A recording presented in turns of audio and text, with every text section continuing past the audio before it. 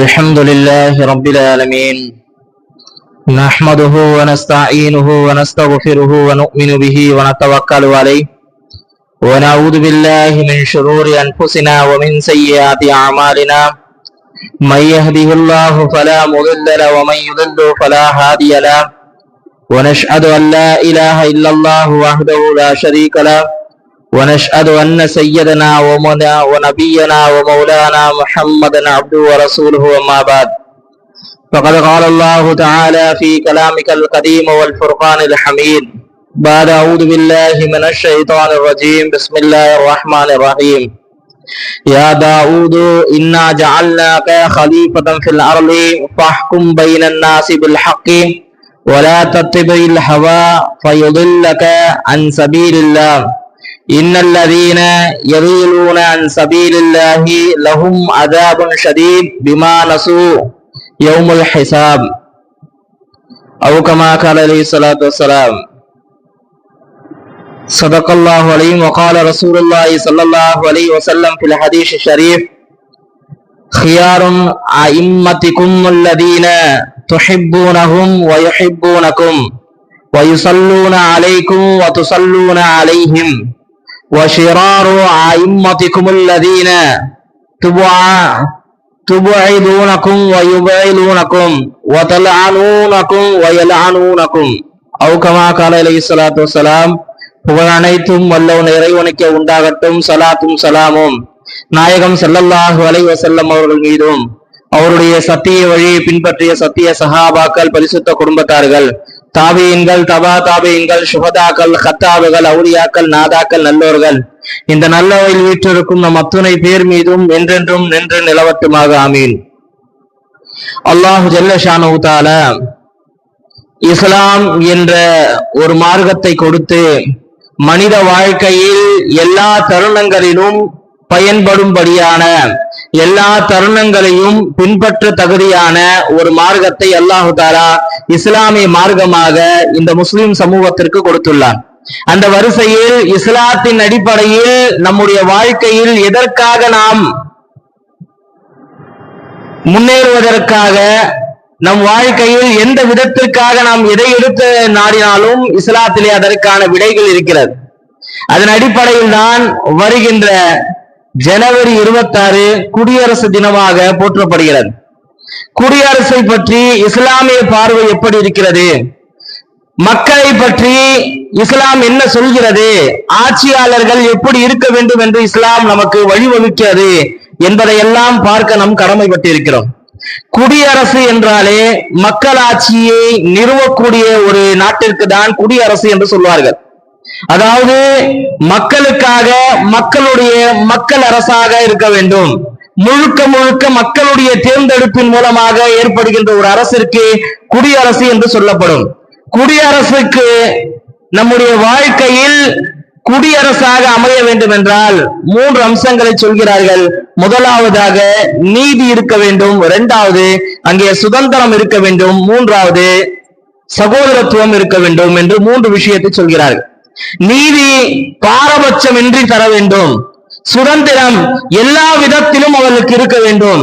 ஒரு வழிபாடு தலங்களிலே வழிபடுவதா இருந்தாலும் சரி, தன்னுடைய கருத்துக்களை எடுத்து சொல்வதில்லா இருந்தாலும் சரி, ஒரு மனிதன் சுதந்திரமாக செய்ய முடிகிறது என்றால் அது குடியரசு நாடாக நடத்தப்படும். மூன்றாவது சகோதரத்துவம். எல்லோரும் ஒருவர் என்ற ஒற்றுமையுடன் வாழ்கின்ற வாழ்க்கை எந்த நாட்டிலே இருக்குமோ அந்த நாடு குடியரசு நாடாக நமக்கு அனுஷ்டிக்கப்படுகிறது என்பதை நாம் உணர வேண்டும். இஸ்லாமிய மார்க்கம் நமக்கு அதன் அடிப்படையில் தான் குடியரசு என்று சொல்கிறது. இஸ்லாமிய மார்க்கத்துடைய குடியரசும் இன்றைய காலகட்டத்தில் இருக்கின்ற குடியரசும் நாம் வைத்து பார்க்கின்ற சமயத்தில் இஸ்லாமிய குடியரசு என்பது மேன்மையாக தெரியும். காரணம், இஸ்லாம் முழுமையாக மனிதர்களுக்கு தேவையான, மக்களுக்கு தேவையான எல்லா விதமான பாதுகாப்பும் உரிமைகளும் தந்து வந்துள்ளது என்பதை நாம் அறிய முடிகின்றது. பொதுவாக ஒரு ஆட்சியாளருக்கு இருக்க வேண்டிய பண்புகள் பலது இருக்கிறது. அதிலே முதலாவது பண்பு, மக்களின் குறையை அறிந்திருக்க வேண்டியது ஒரு ஆட்சியாளரின் கடமை.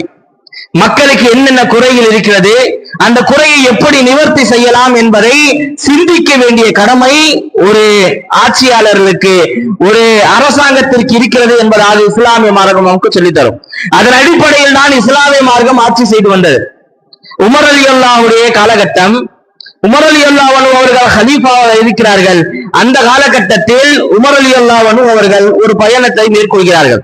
எந்த நாடு என்றால் ஷாம் நாட்டிற்கு ஒரு பயணம். காரணம், அபூ உபைதா ரலியல்லாஹு அன்ஹு அவர்கள் அங்கே இருக்கக்கூடிய சூழலை பற்றி சொல்வதற்காக அவர்களை அழைத்தார்கள். மதீனாவை விட்டு ஷாமுக்கு சென்ற உமர் ரலியல்லாஹு அன்ஹு அவர்கள் மறுபடியும் திரும்பி வருகின்ற நேரத்தில் பல சஹாபாக்களுடன் வந்தாலும் உமர் ரலியல்லாஹுவுக்கு என்று ஒரு தனி ஒரு குணம் இருக்கிறது. என்னவென்றால், தனியாக சென்று ஊர் நிலவரம் எப்படி இருக்கிறது என்பதை ஆராயக்கூடிய ஆராய்ச்சி என்பது உமர் ரலியல்லாஹுவுக்கு இருக்கிறது. அதன் அடிப்படையில் உமர் ரலியல்லாஹு அன்ஹு அவர்கள் தங்களுடைய ஆராய்ச்சியை மேற்கொள்ளலாம் என்ற அடிப்படையில் எல்லா சஹாபாக்களையும் ஒரு புறம் போக இவர்கள் தனியாக ஒரு இடத்திலே போக ஆரம்பித்தார்கள். ஊரெல்லாம் சுற்றி கொண்டிருக்கின்ற தருவாயில் அவருடைய கண்ணுக்கு ஒரு மூதாட்டி படுகிறார்கள், ஒரு வயோதிக பாட்டி படுகிறார்கள். முதிய வயதை அடைந்த ஒரு பாட்டி அவருடைய கண்ணுக்கு படுகின்ற நேரத்தில் அவர்கள் சர்வசாதாரணமாக பேசுவதை போல் பேசிக் கொண்டிருக்கிறார்கள். பேசிக் கொண்டிருக்கின்ற அந்த தருவாயில் எப்படி போயிருக்கிறது, உங்களுக்கு எப்படி சூழல் அப்படி எல்லாம் சொல்லிட்டு இருக்கும் போது அவங்களும் நல விசாரிக்கிறாங்க. எங்கிருந்து வந்தீங்க, எப்படி வந்தீங்கன்னு சொல்லுவோம். இங்க மதீனாவில் ஒரு வேலையாக நான் வந்தேன், இப்படி எல்லாம் போகிறேன் என்று சொல்லி அடுத்ததாக அவரை பற்றி கேட்கிறார்கள். உமர் ரலியல்லாஹுடைய ஆட்சி உங்களுக்கு எப்படி போகிறது என்று அந்த வயோதிகரிடத்திலே, அந்த கிழவியிடத்திலே கேட்கின்ற சமயத்தில் அவர்கள் சொன்னார்கள், அல்லாஹு தஆலா அவர்களுக்கு கூலி கொடுக்காமல் போகட்டும் என்று சொன்னார்கள். உமர் ரலியல்லாஹு அன்ஹு அவரிடத்திலேயே அவரை பற்றி இப்படியே சொல்கிறார்கள், அல்லாஹ் தஆலா அவர்களுக்கு கூலி கொடுக்காமல் போகட்டும் என்று சொன்னார்கள். ஏமா, என்ன ஆச்சு, என்ன பிரச்சனை என்று உமர் ரலியல்லாஹு அவர்கள் வினாவுகின்ற நேரத்தில் சொல்கிறார்கள், அரசாங்கத்தின் மூலமாக எந்த ஒரு பயனையும் நான் அடையவில்லை இதுவரை. ஒரு திர்ஹங்களோ, ஒரு தீனார்களோ, வெள்ளி காசுகளோ, தங்க காசுகளோ இதுவரை என்னை எதுவும் அடையவில்லை. நான் வயோதிக பருவத்தை அடைகின்ற தருவாயில் சம்பாதிப்பதற்கு வழி இல்லாத தருணத்தில் எனக்கென்று ஒரு குறிப்பிட்ட தொகையோ அல்லது பணமோ எனக்கு சேரவில்லை என்பதாக அந்த மூதாட்டி சொல்கின்ற நேரத்தில் உமர் ரலியல்லாஹு அன்ஹு அவர்கள் அந்த கிழவியிடத்திலே, அந்த மூதாட்டியிலே சொல்கிறார்கள், நான் உனக்கு 25 தீனார்கள் தங்க காசுகளை தருகிறேன், ஆனால் அதற்கு பகரமாக உனக்கு உமர் ரலியல்லாஹு அன்ஹு அவர்கள் நீதம் அளித்தார் என்று சொன்னாய் அல்லவா, அதை நீ திரும்ப பெற வேண்டும் என்று சொன்னார்கள்.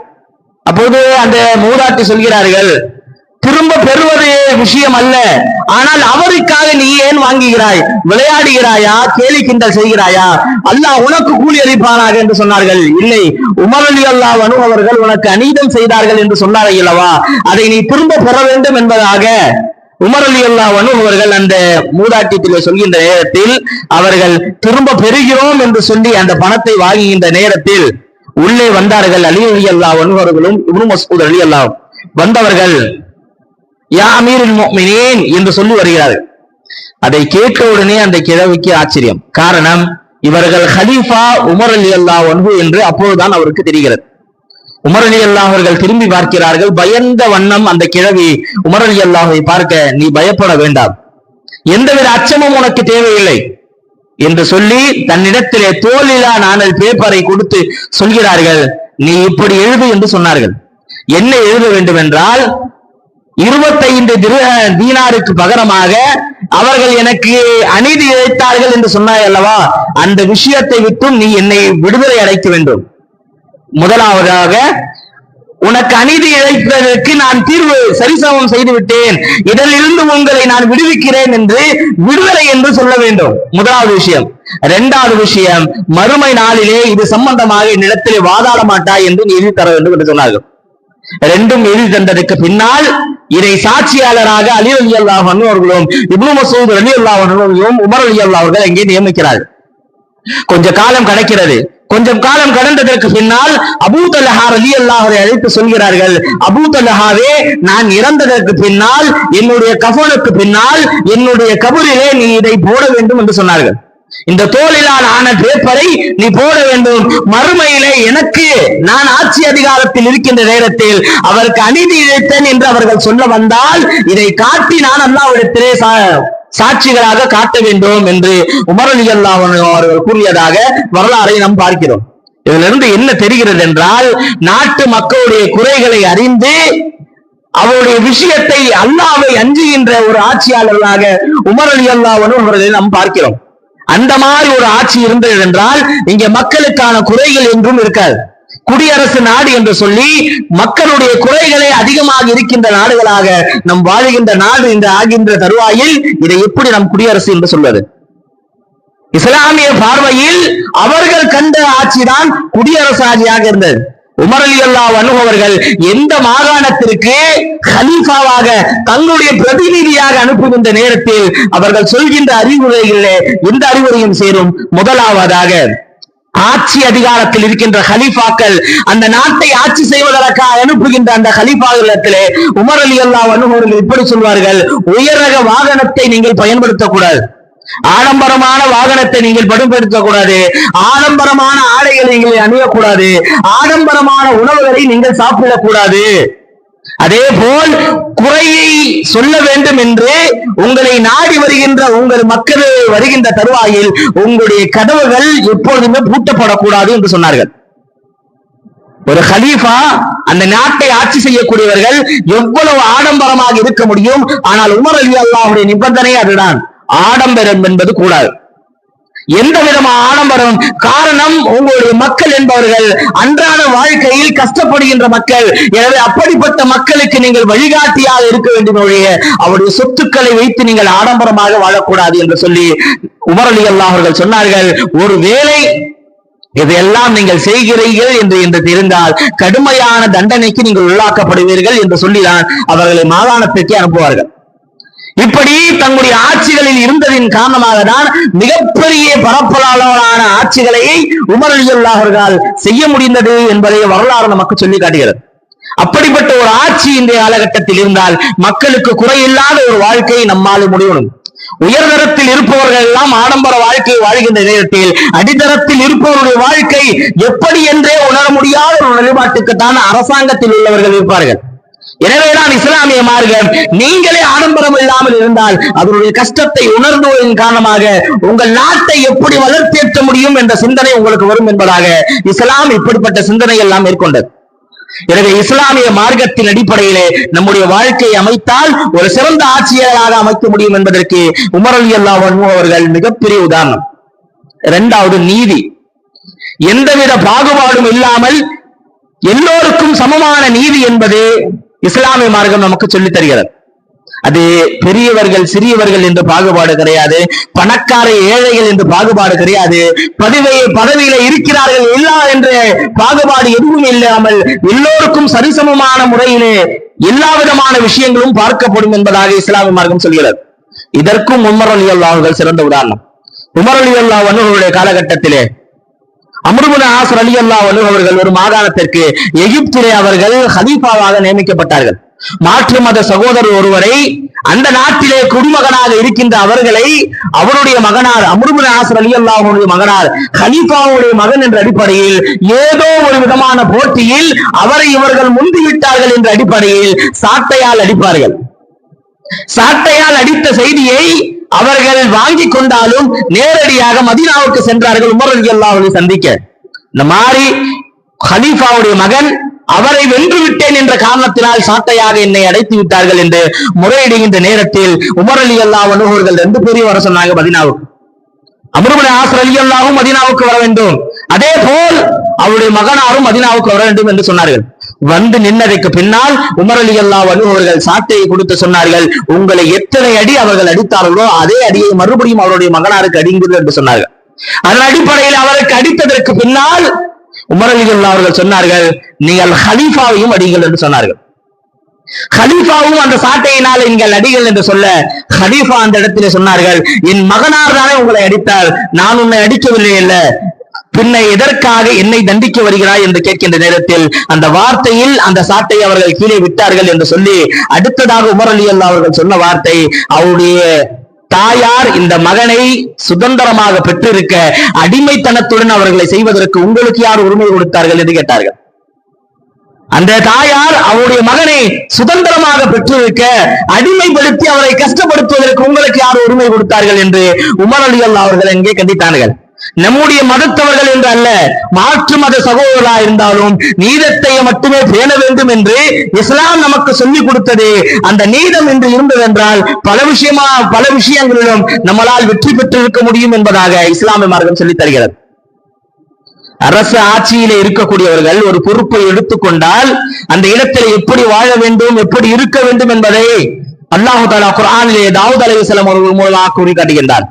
தாவூத் அலைஹிஸ்ஸலாம் பற்றி குர்ஆனிலே கூறுகின்ற இடத்தில் இப்படி ஒரு வார்த்தை கூறுவான், யா தாவூத், தாவூதே, இன்னா ஜஅல்னாக கலீஃபத்தன் ஃபில் அர்தி, உனக்கு இந்த பூமியிலே நான் கலீஃபாவாக என்னுடைய பிரதிநிதியாக உன்னை நியமிக்கின்றேன். ஃபஹ்கும் பைனன் நாஸி பில் ஹக்கி, எல்லா மக்களுக்கும் மத்தியிலும் நீ உண்மையை கொண்டு சரிசமமாக நடத்த வேண்டும், நீதியாக நீ தீர்ப்பளிக்க வேண்டும். வலா தத்தபில் ஹவா, அந்த மாதிரி நீதியாக நீ அழைக்கின்ற நேரத்தில் உன்னுடைய சுய விருப்பை எல்லாம் நீ அதை காட்டக்கூடாது, உன்னுடைய சுய விருப்பை நீ அதனை பின்பற்றக்கூடாது.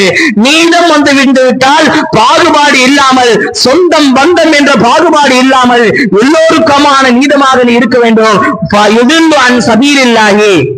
ஒருவேளை நீ அந்த மாதிரி செய்யலனா நீ வழிகட்டு போவாய் என்று அல்லாஹ் தஆலா சொல்லி, இன்னல்லதீன யதுல்லூன அன் சபீலில்லாஹி, எந்த ஒரு மனிதன் அல்லாஹ் தஆலா சொன்ன விதிமுறைகளை மீறி அதை மறந்து வழிகேட்டிலே போவானோ அவனுக்கு லஹும் அதாபுன் ஷதீத், கடுமையான தண்டனை அவனுக்கு இருக்கிறது என்பதாக அல்லாஹ் தஆலா குர்ஆனிலே கூறி காட்டுகின்றார்.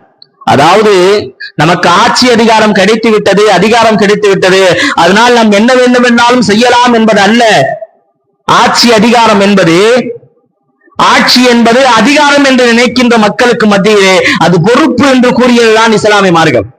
அது அதிகாரம், இனிமே நம்ம என்ன வேணா செய்யலாம் என்பதாக நினைக்கின்ற மக்களுக்கு மத்தியில் இந்த இஸ்லாமிய மார்க்கம் மட்டும்தான் ஆட்சி என்பது உங்களுக்கான பொறுப்பு. அந்த பொறுப்பிலே குறை ஏற்பட்டால் அதற்கு நீங்கள் அல்லாஹ்விடத்திலே சரியான பதிலை சொல்ல வேண்டும் என்பதாக இஸ்லாமிய மார்க்கம் நமக்கு மிக அழகாக கூறி காட்டுகிறது. நாயகம் ஸல்லல்லாஹு அலைஹி வஸல்லம் அவர்களுடைய காலகட்டத்திலும் இப்படி இருந்தது. நீதத்தை மட்டுமே பெண்ணார்கள் நாயகம் ஸல்லல்லாஹு அலைஹி வஸல்லம் அவர்கள். அதை பின்பற்றிதான் சஹாபாக்கள் தங்களுடைய வாழ்க்கையை அதை கொண்டு வந்தார்கள். நாயகம் ஸல்லல்லாஹு அலைஹி வஸல்லம் அவருடைய காலகட்டத்தில் மக்சூமியா என்ற கோத்திரத்தை சார்ந்த ஒரு பெண்மணி, பாத்திமா என்ற ஒரு பெண்மணி திருடி விடுவார்கள்.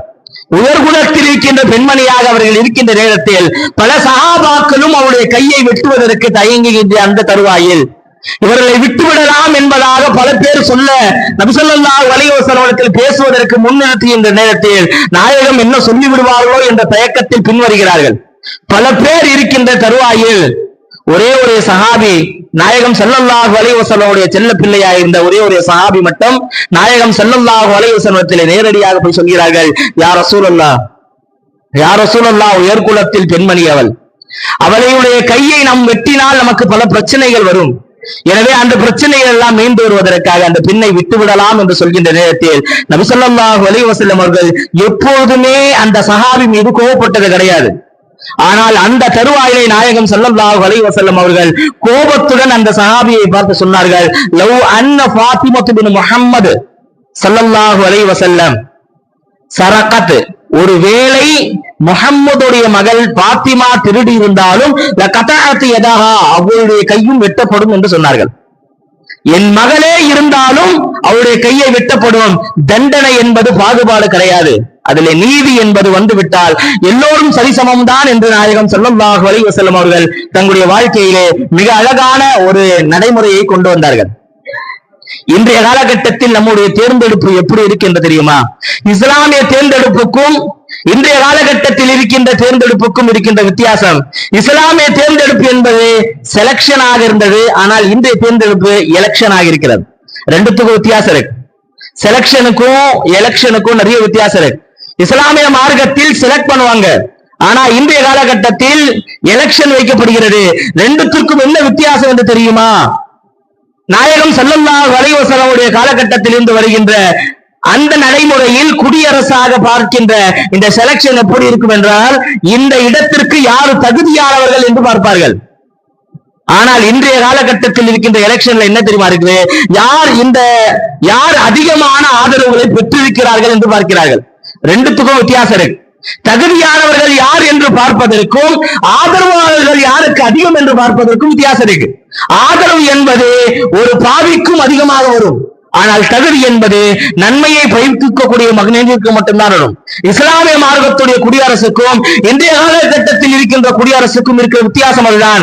தகுதி இல்லாதவருக்கு எல்லாம் கொடுக்கின்ற பதவிகள் மிகப்பெரிய கைசேதத்தை மக்களுக்கு ஏற்படுத்தும் என்ற அடிப்படையில் தான் அவர்கள் தகுதியான மனிதர்களை பார்த்து தேர்ந்தெடுத்தார்கள்.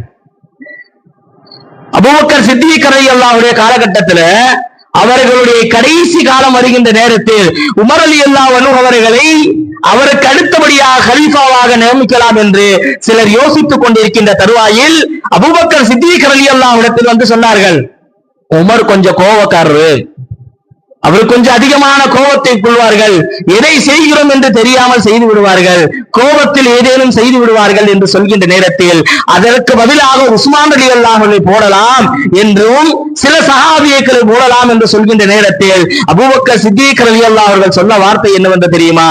அபூபக்கர் சித்திக் ரலியல்லாஹு அவர்கள் சொல்கிறார்கள், அவருடைய பதவி அவருடைய கோபத்தை குறைக்கும் என்று சொன்னார்கள். அவருடைய பதவி அவருடைய கோபத்தை குறைக்கும் என்று தனக்கு அடுத்தபடியாக உமர் ரலியல்லாஹு அன்ஹு அவர்கள் வர வேண்டும் என்பதாக அபூபக்கர் சித்திக் ரலியல்லாஹுடைய அந்த தொலைநோக்கு பார்வைதான் 12 வருடங்களுடைய ஆட்சியில் சிறந்த ஆட்சி, உமரை போல ஒரு ஆட்சி நீ செய்ய முடியாது என்பதாக ஒரு பெயரை பெற்றதென்றால் அது அபூபக்கர் சித்திக் ரலியல்லாஹு அன்ஹுடைய தொலைநோக்கு பார்வை. தனக்கு அடுத்தபடியாக அரசாங்கத்தில் யார் வர வேண்டும், யார் தகுதியானவர்கள் என்று தேர்ந்தெடுப்புதான் என்பதாக வரலாறு சொல்கிறது. எனவே அப்படிப்பட்ட தகுதியானவர்களை தேர்ந்தெடுப்பதுதான் இஸ்லாமிய மார்க்கத்தின் மிகப்பெரிய விஷயங்களாக இருந்து வந்தது. எனவே நம்முடைய வாழ்க்கையில் அப்படிப்பட்ட ஒரு தலைவர்களை தேர்ந்தெடுக்கின்ற தருவாயிலே நாம் இருக்கிறோம். எனவே சரியான தகுதியான தலைவர்களை தேர்ந்தெடுத்தால் மட்டும்தான் இன்று நம்முடைய வாழ்க்கையில் நிம்மதியான ஒரு வாழ்க்கை வாழ முடியும். குடியுரிமைக்கே தகுதி இல்லாதவர்கள் என்று பல நாட்களில் தெருக்களில் இருந்த நிலைப்பாட்டுக்கு நாம் தள்ளப்பட்டதற்கான காரணம் சரியான தலைமைத்துவத்தை தேர்ந்தெடுக்காததான். எனவே பல பேர் பலருடைய சிந்தனையின் காரணமாக ஓட்டுகளை பிரிக்கின்ற ஒரு நிலைப்பாட்டுக்கு வருகிறார்கள். நம்முடைய வாழ்க்கையில் நாம் சிந்திக்க வேண்டிய விஷயம் என்னவென்றால், நபி ஸல்லல்லாஹு அலைஹி வஸல்லம் அவருக்கு நமக்கு கற்றுக் கொடுத்த விஷயம் என்னவென்றால், 2 விஷயம் இருக்கிறது.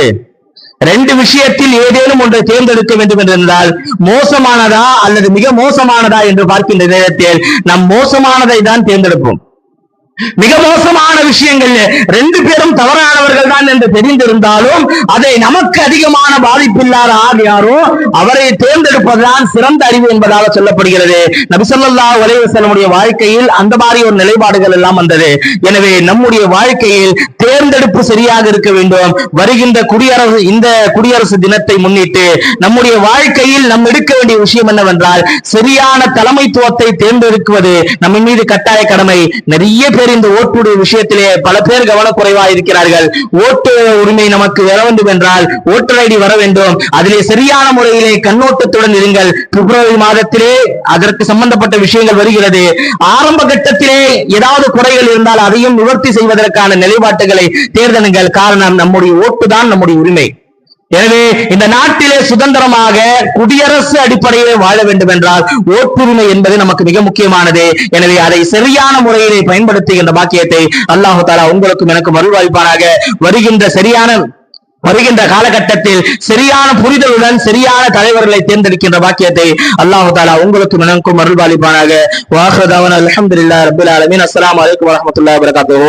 ஒரு சிறிய அறிவிப்பு, இன்ஷா அல்லாஹ் நாளை மக்ரிபுக்கு பின்னால் நம்முடைய மதரசாக்களிலே இந்த பள்ளிவாசலில் ஓதுகின்ற பிள்ளைகளிலே 2 பெண் பிள்ளைகள் குர்ஆனை முடிக்கிறார்கள். அதன் அடிப்படையிலே நாளைக்கு மக்ரிபு தொழுகைக்கு பின்னால் நம்முடைய பள்ளிவாசலிலே அந்த நிகழ்வும் அதை சார்ந்து பள்ளிகளிலே மதரசாக்களிலே படிக்கின்ற பிள்ளைகளுடைய சிறிய நிகழ்ச்சிகளும் நடைபெற இருக்கிறது. எனவே மஹல்லாவாசிகள் அனைவரும் இதிலே கலந்து கொண்டு பிள்ளைகளுக்கு ஊக்கமூட்டுமாறு அன்புடன் கேட்டுக் கொள்ளப்படுகிறது. அஸ்ஸலாமு அலைக்கும் வரஹ்மத்துல்லாஹி வபரகாத்துஹு.